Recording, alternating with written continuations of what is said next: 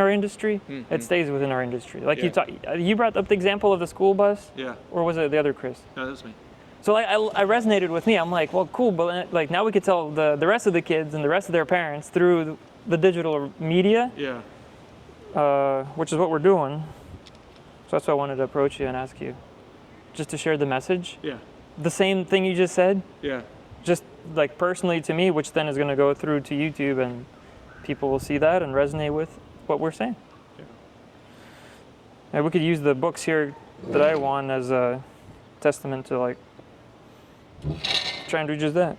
And the simpler and the easier, the less technical language we use, the whatever. However is most natural to you. Okay. It's not like a news interview podcast. What's most natural to me is for you just to ask me questions. Perfect. And respond to you. Perfect. All right, we'll do just that then. And remind me your name? Vadim. I got V, but I didn't. V, but my full name is Vadim. Vadim? Vadim. V-A-D-I-M. Okay, Vadim. Sorry, I forgot where my badge went. That's all right. Could I put this in your pocket or? Where you want it? Let me put it on for you. Right there? Let me hide it for you. Yeah, sure. It's like, it's got a clip, it's got this like, all this kinds of stuff, so. We could just clip it to your inside of your jacket. Yeah, that's great. Okay, let me open that up for you. There. Just like that? Yep. And then you can hide it with your jacket. Okay.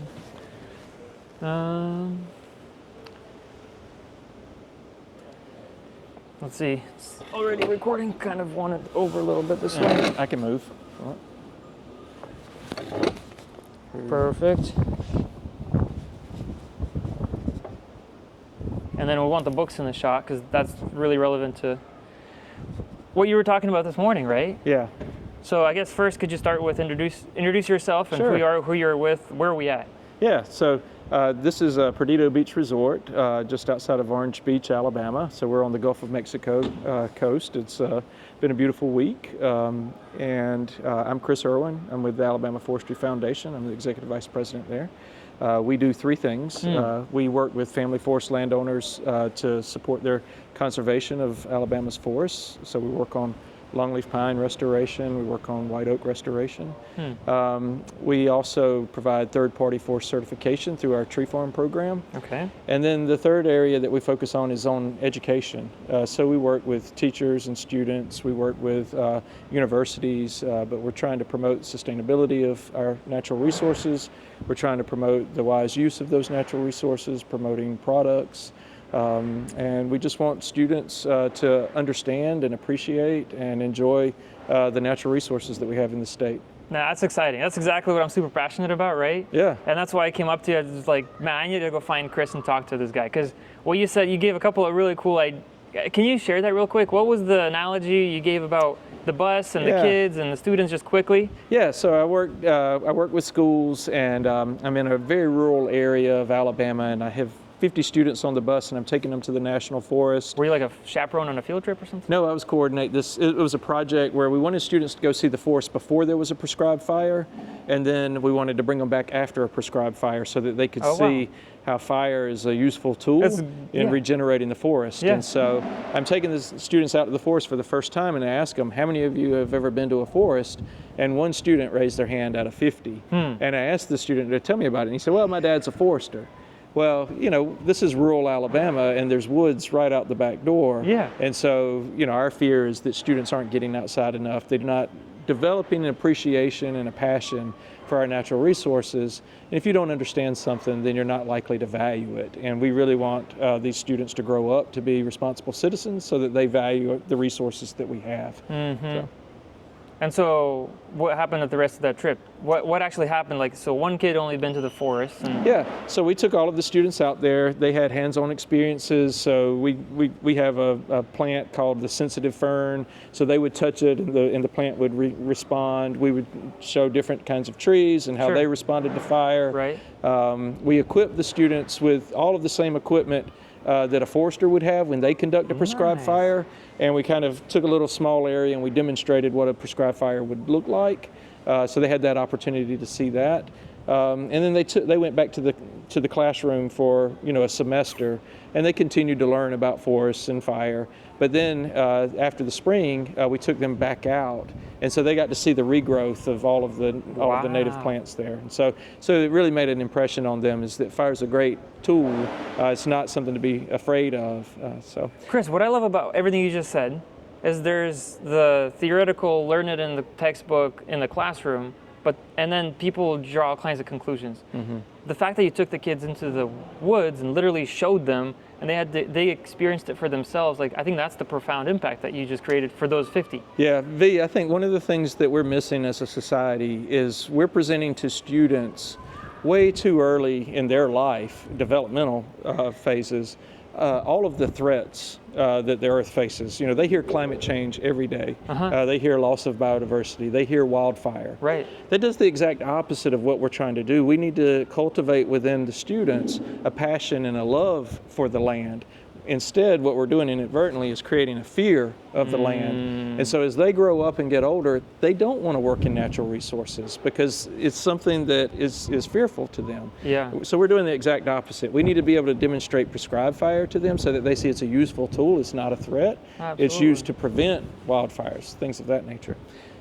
So the next question is, okay, you did it with 50 students. Now, how do you do it with, how do you scale that up to 500, 5,000, 50,000, and just go globally, or what's the vision? So that's the challenge is when you look at the number of schools, the number of teachers, the number of students in the state versus the number of natural resource professionals, the scale is out of whack. There's way too many people for us to be able to go and take students to the forest and back to the classroom, over and over again. And so we need to actually carry the forest to the school and establish a schoolyard forest on their grounds so that those students at the very earliest of ages and even at the latest of ages, they get those experiences on a day-to-day basis to go out into the woods out their back door. And the teachers can integrate different, whether it's math or science or language arts, there's many opportunities to promote education in the woods out their back door. Wow. And listen, what I heard today is amazing, and I've got 3 little kids, and I actually wanted to make sure I won the what do we call them? What's the little series called here? Tiny Timber Crew. Yes. The 3 books that are out now, and there's more coming. The crazy thing is I was already reading one of these books. I saw on LinkedIn somebody posted, Sam Visits a Sawmill, this one here. Mm-hmm. And look, I was already reading I got it for my kids, and I was reading it, and then I come here, and happenstance or God's providence, however you want to call that, I meet Stephanie Fuller. Yeah. And I'm like, she's great. Wait, hold on, you're doing this, and there's a big vision behind it, and it aligns with what you're doing, which aligns ultimately with what I'm super passionate about. Listen, I'm on a mission to improve the lives of the people in the wood industry globally. Mm-hmm. And I get that calling I back it up for myself from Genesis chapter 1, verse 28, where God says, subdue the earth. Mm-hmm. I mean, he literally told us to take care of the earth and use it. Yeah. That's what you're doing, that's what I'm doing, that's what I'd love the world to know, to hear. And listen, I talked to Chris Isaacson just now. Mm-hmm. He's talking about, he's had, over 40 years of experience, hands-on experience in Alabama doing what we're talking about, like planting the trees and harvesting trees and involved in all kinds of industry. So, and he's saying how it's all good and it serves a overall net good for the community, the local community, the state, and so on and so forth. The impact is quite large. Mm-hmm. Tell me about what your vision is. For schools? Just starting with this project, and what does that impact do? So first, we raise awareness just through projects like this. A student reads this book in their classroom, and now suddenly they're aware, I actually can go into, there's a whole job around forestry, and this is something that I can do. Yeah. So that's the first thing that we do. And it's programs like what Stephanie has been doing with Forestry Works. But then also we raise awareness with teachers through Project Learning Tree. So we go into schools and give them activities that they can incorporate into their classroom, and that helps continue to raise awareness with students. Chris, if somebody's watching and they're curious, where do they get those resources? How do they find more information? Is there a website you can tell them to go to right now? Sure. So here in Alabama, it's alaforestry.org. For programs like Project Learning Tree, you can go to plt.org. PLT. Project Learning Tree. Yep. Project Learning Tree. PLT.org. Can I just Google Project Learning Tree and come across your resources that way? Absolutely can. And do you want people to reach out to you, or how do you want people to like ask for more information that are watching? They're like, wow, what they're doing. I mean, listen, what I've uncovered during my quick time here and at the annual meeting is that this is a genius way to promote the industry. And so I think that other industries could even take up from what you guys are doing here. Yeah. I mean, it just blows my mind. Like I'm just like flowing with ideas right now, but I want to hear from you more. Yeah. So what are you interested in? Well, listen, like everything from what we're here about is hearing a lot of the folks that are attending are foresters and way upstream in the supply chain in the forest. And then there's so many value streams that these trees and resources go through. Yeah. So, you raise an interesting point when you start talking about customers, not consumers, but even consumers, but customers. Sustainability is important to everybody, but their level of understanding is very important. And the first thing I would offer is if you're a brand customer, so you take, wood products and then you turn around and you sell it to consumers.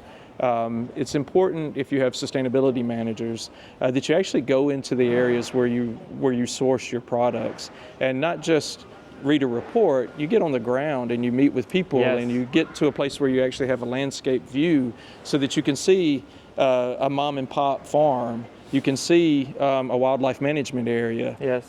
You can see a paper mill, and you can see a school, and then suddenly the whole picture becomes clear to you. And that's something that's missing, really, particularly here in the U.S. South. We're the wood basket to the world. And we've had customers come to Alabama, and they were concerned that we were chopping down tropical rainforests.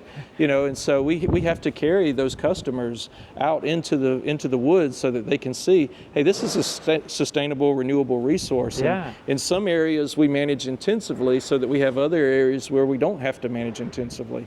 And so it's just like having a farm. if you want to grow cotton or wheat or corn, you're going to grow it intensively because the purpose is a product. And so we have, 2/3 of the state of Alabama is forested, and we're growing way more wood than we're ever harvesting.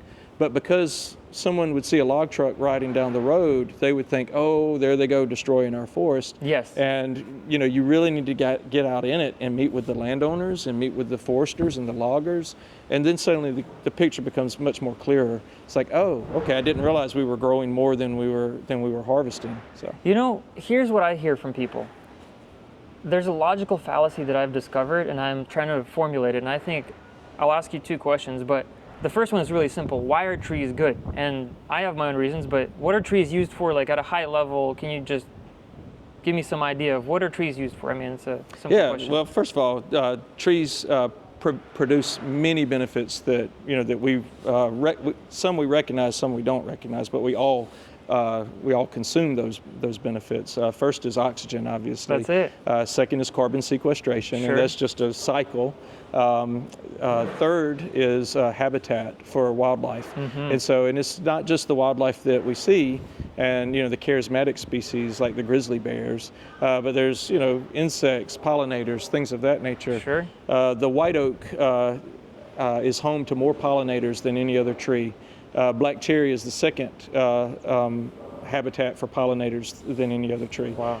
People don't realize this, but just by having a white oak in your yard or a black cherry tree in your yard, you're providing habitat for dozens and hundreds of species. That's incredible. Yeah, it is. So there's many other benefits. So then just getting to forest products, imagine your day, you wake up, you get out of bed, start counting the number of forest products, whether it's, the wrapper around your bar of soap here in the hotel, or it's the cup of coffee that you get at the local restaurant. Just try to go through the day without consuming paper towels in the bathroom. Oh, absolutely. Absolutely. And there is a big misconception. A lot of people think, well, can't we just recycle? And the answer is yes, we can and we should recycle. But you have to understand a fiber is, just imagine it at a bigger scale as a matchstick. Fibers are much smaller than that, but if you imagine a matchstick, every time you use that fiber, it breaks. So then you can take half of the matchstick and you can reuse that for a different product. but then it breaks, and then ultimately you get to a point where you can't reuse it. And so you always have to introduce new fiber from trees that were just recently harvested to continue the process of making forest products that we all enjoy every day. I love it. And so another couple of quick examples of why trees are great is, you said you wake up and you start your day. Well, think about you wake up. You have a roof over your head. There's trusses up there. Absolutely. Your walls, they're probably lumber. You have I'm building a home right now, so it's southern yellow pine going in Florida. So Sure. it's like my trusses are all lumber. Yeah, my bed frame is wood. Bed frames and just, we don't even think about how profound wood is in our daily life. Yeah. It's just we take it almost for granted, I guess. Oh yeah, And absolutely. okay, so we understand why wood is profoundly important and good. And so the logical fallacy, to return to my original question, was, so we know wood is amazing, trees are beautiful and serve all these purposes. So the logical fallacy is, if you take a tree and you cut it and it falls, therefore that's evil, that's bad. You now don't have a beautiful tree that produces oxygen and all these great things. But it's like, hold on a second, that's the logical fallacy. It's a shortcut, it's a logical shortcut people make, and then the assumption about this log now goes on a log truck and is down the road, and people are interpreting it differently. So educate people on this. Imagine yourself going to a farm. October's coming up. There's going to be a lot of fall festivals. Yeah. People are going to love to go out and pick their pumpkin. They're going to go out and collect some, fall corn.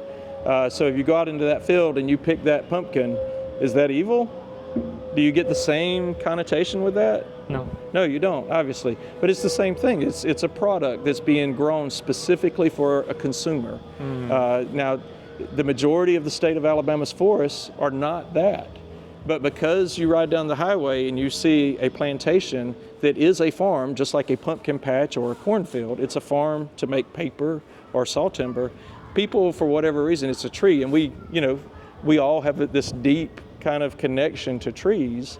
So we empathize more with the tree than we do with the pumpkin or the ear of corn. And yet they're all alive. Yeah, they're all alive. They're all providing the same function, which is a product for us to consume. But people associate that one farm, that one tree farm that's being managed intensively for a product, they associate that with more natural forests. And they think, well, what's happening there is happening everywhere. Now, we do harvest natural forests, Sure. but we're growing more forests than we're ever harvesting. So That's incredible. Is there data that somebody could go and look at and be like, yeah. Could you point me to a couple of resources? Yeah, well, I would always start with the forest inventory analysis that the U.S. Forest Service provides. You may need to work with your county forester, with the state forestry agency to help you navigate that, because the reports are intense and how you query the data is intense. And so, but there's reports out there that you can get and see the big picture. What can I Google to go deep if I wanted to learn? So just Google Alabama forests, forest inventory analysis. And there's government Yeah, data available. Yep, that's right. Very credible data. The science is rigorous. It's established. It's a survey that occurs, every year. That's been going on for over 50 years. So you have, a big baseline to look at. So That's incredible. And what do we see in that data? Are we seeing a trend going back into history to today? What kind of trends? So I work in conservation, and when people come to me and talk to me about conservation, they say, I want to restore my land.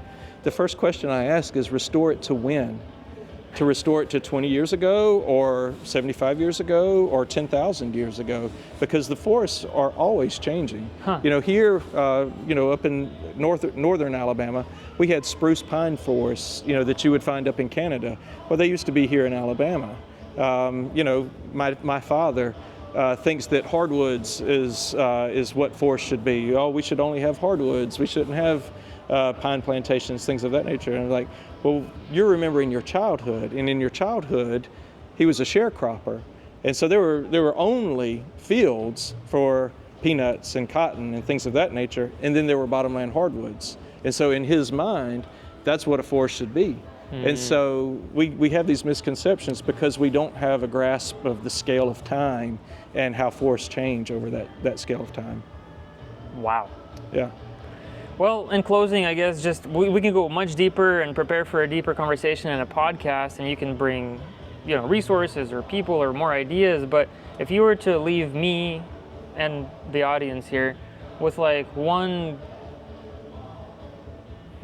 line or one idea, what can you say to the general population? That's maybe, yes, speak to everybody, folks who do understand what we're talking about, and maybe those who don't.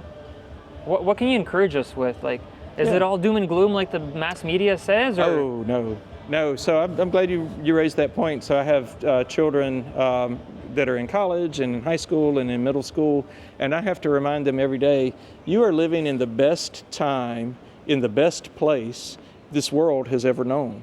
You have more opportunities available to you.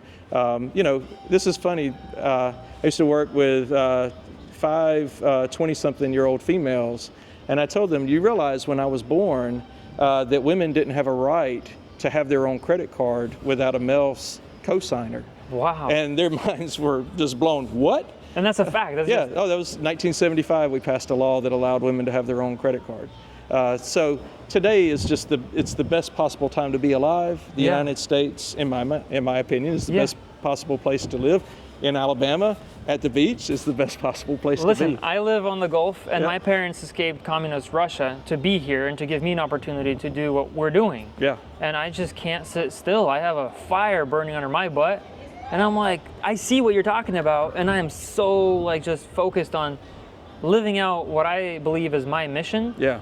The mission is simple. It's to improve the lives of the people in the wood industry globally, and that includes you, the association, the members of the association directly, and everything that I can do to help. So I'd love to carry this conversation on in our podcast episode, go deeper together and explore all these various topics if you'd be willing to come on the podcast. I'd love to, and I would just share a sense of gratitude.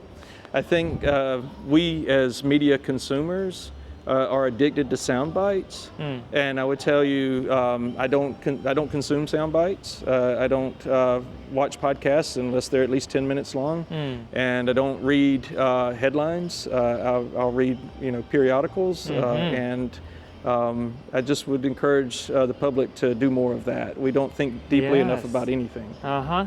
Well, my YouTube's chocked full of really long things that you can go and spend many hours. I love the wood industry, and so therefore we put out a lot of content on the wood world, I call it. And my definition of the wood world is quite large. It's everybody who makes a wood product in one bucket, if you will, and then the other bucket is everybody who supports the first bucket. And that, in my estimation, is about 1/10 of the GDP of the United States. Yeah. It's profound impact. And then look at the whole globe. If you zoom out and you look at the earth, wherever there's green, probably forest, and probably people are using those forests to build homes, furniture, flooring, paper, everything we just talked about. So I think please keep doing what you're doing, and I'm encouraged to by you, what you were sharing on stage. I just want to get this message out to the world. Thank you. I appreciate what you're doing, V. Chris, pleasure to meet you. Yeah, good to meet you. Thanks for your time. Thank you. So, have you interviewed Stephanie? She's already live on my LinkedIn. Good. I just want to make sure she gets proper credit for the work that she's done. Absolutely, and she already has my invite. She was the first one I invited to the podcast here from the association because I was just fascinated with her work and the fact that it's just I mean, I don't know how coincidence or what, but like I was literally reading this book or one of these books, the sawmill one, to my kids because I've been to sawmills all over the globe. My background is technical, man. I'm an engineer. Yeah. So we have it's a model peckerwood sawmill in our office. And so you could plug it up and it actually runs. And we had a group from Romania come, and this was 20 years ago. And I'm showing them this sawmill. And they said, what year technology is this? And I said, oh, this would have been 1920s technology. They said, this is state-of-the-art technology in Romania today. Well, listen, I just came back from Africa.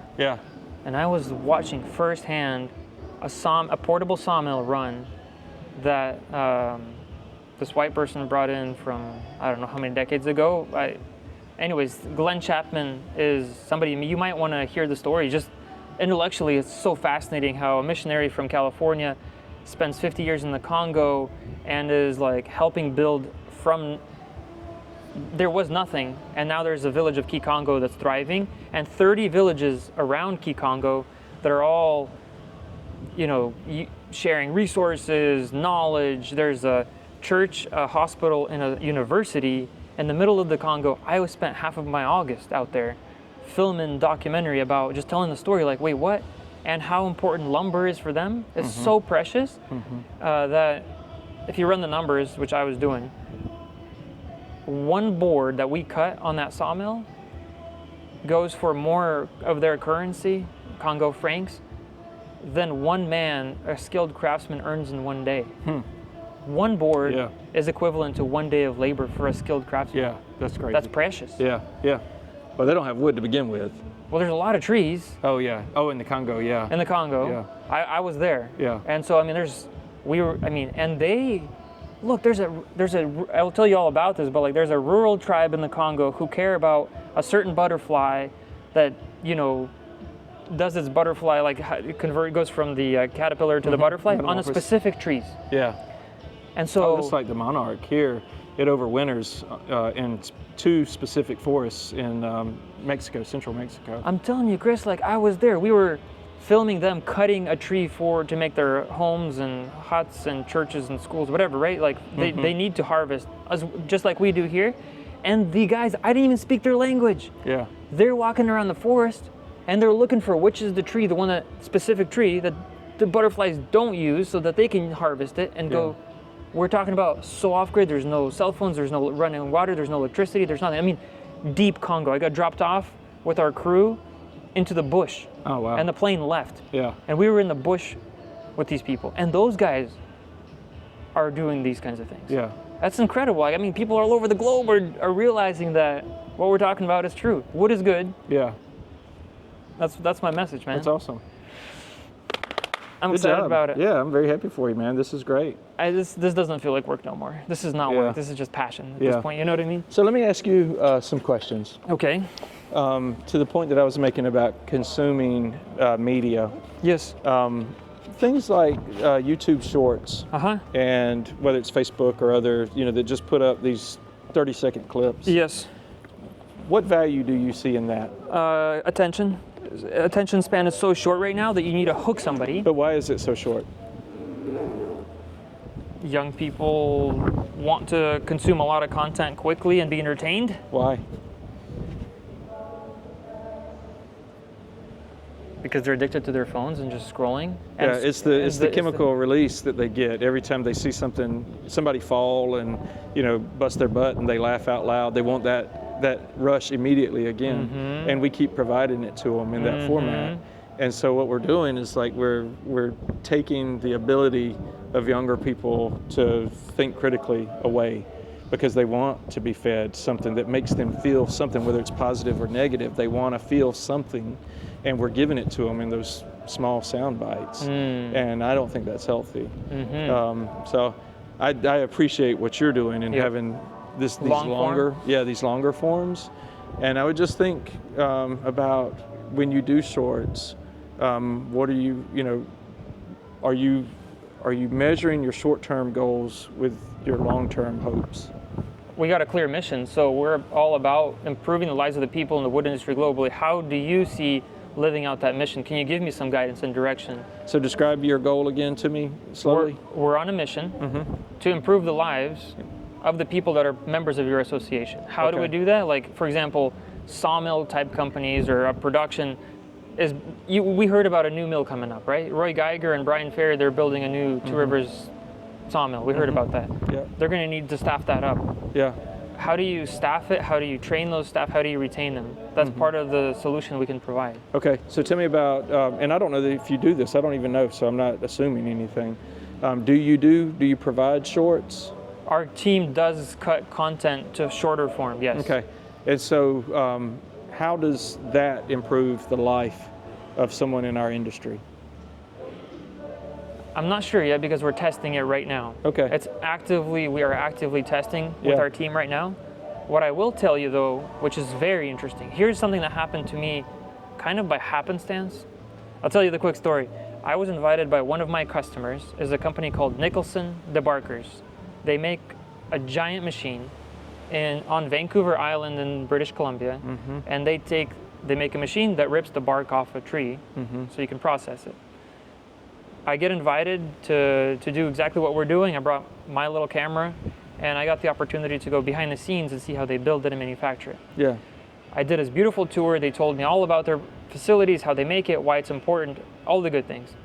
And then I get in my car and I'm calling my team, and I talk to one of our head guys of media, and I'm like, listen, brother, like, I'm so fired up. This was such a good piece of content. I want it prioritized in my editing queue. And I'm the owner of the company. And he goes, listen, man, like, to fulfill our mission, he didn't say it like that, but he's like, look, all these customer pieces of content that we're working on right now are priority to the editing team. After that, we already have a whole bunch of things that you've already prioritized, so this thing you're talking about is gonna go at the end of that queue. Yeah. And I'm like, listen, I think it's so important, I don't even care if it gets edited. I'm just gonna like put it on YouTube the way it is. And he's like, I dare you. And I'm like, oh yeah? So I get to my room, hotel room, I drag the file from the camera to my computer to YouTube and hit post. You know what happened? That's the #1 video on my YouTube channel right now, because people want the long form content. Right. And here's what I did. You can go on YouTube right now and search, our podcast is called Wood World. So Wood World Podcast, powered by Koval is the name of the business. And search my name, Vadim Kovalev, or all these search terms can get you right to that episode. Or search Nicholson Manufacturing. Behind the scenes tour is the actual place that I went in BC. And listen, I did the full, I don't know, it was 30, 40 minutes maybe, I don't remember off the top of my head, but it's a long form. Walking around, they're explaining whatever they want to show, and then I hit stop record, I leave. In the comments, I put a link to the video that we actually made for them for their company. And so there's two pieces of content there. One is a super long form, and one is a super like a polished high-end one. Sorry, if you need to run, we can. No, I'm just checking on something. Sorry. But you have YouTube on your phone? Yes, I do. You want to look at it real quick? Sure. Look at this. So search YouTube. Okay, hold on. People are blowing me up. I need to get back in this session. Let's go. Hold on. Let me pull it up real quick. Yeah. So where am I going? Search Wood World Podcast. Okay. Sure. That should be it. There's me and Brian Fair, but go into my channel if you would. Yeah. And subscribe, and then if you go to videos, right there at the top, and search by the most popular. Okay. Nicholson Brand Anthem, and look at 46 minutes. So these are the two pieces of content that are on the channel right now. They're like blowing up. Yeah. People wanted to hear what they can't get access to. They can't get access to the. So look, this is a short. And that ain't mine. No, I know that, but I'm just showing you what this does. Yeah. Is this creates an emotion, positive or negative, and that's all that you're getting is an emotion. It doesn't create understanding. It doesn't change behavior. It probably does, but in a negative. It just sparks people. It's just each one of them is like a spark feeding a flame, and then you don't know where there's no kind of direction for it, as far as I see, right? Or. Yeah. All right. I'm sorry for the distraction, but they're blowing me up there. So no, we got a lot more than I asked for. So thank you so much for your time. Yeah, the main thing I want to make sure is Stephanie works hard on those books. Yes, sir. I don't want you to associate me with the work that she has done. I see. I want to make sure she gets credited for that work. She's already live on my channels, that's good. and we're already promoting her specifically and directly. All right, it's like product placement kind of stuff. You don't want. Thank you for just being open and honest like that with me, because I want to know those details to do it well and accurately. Yeah, that's to the serve thing. you and the association and her and the work and everything. Yeah. Thank you so much. I'm all about it. Yep, good to meet you. Absolutely. Actually, I would probably need the microphone back. Oh, yeah, I'm glad you thought of that. Don't want you to run away and. Yeah.